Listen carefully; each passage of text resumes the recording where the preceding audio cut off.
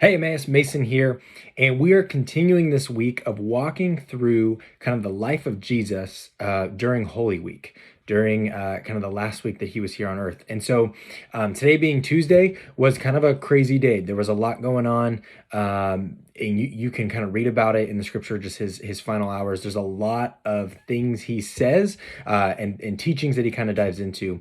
But I wanted to pick one in particular, and it might sound a little weird at first, but bear with me, stick through to the end, and I'll explain why I chose it. But it comes from, I don't even know what book I'm in, Matthew chapter 24, starting in verse 42.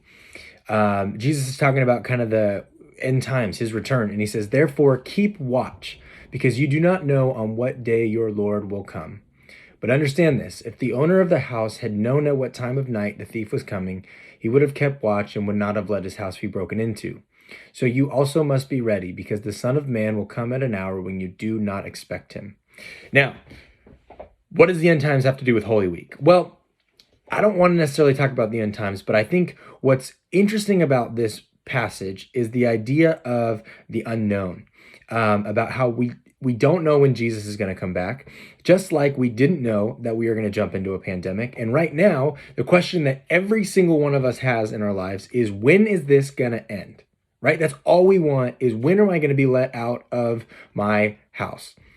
And right now we have this unique opportunity. I was talking about it on a phone call earlier today about how we all wished we had more time in our lives, right? And then this pandemic happens and we have all this time and we're not even utilizing all of it. Like we used to say, like, I would spend more time with God if I had the time to, but I'm just so busy.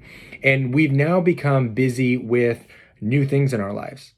So what if we started acting like, the pandemic was going to end tomorrow, or that Jesus was going to return tomorrow, or whatever it would be, and we start using these little moments of time that we have to spend with Jesus? Take an extra 5 minutes in your devotions this morning. If this is your only devotion for the day, is watching these videos, go read something.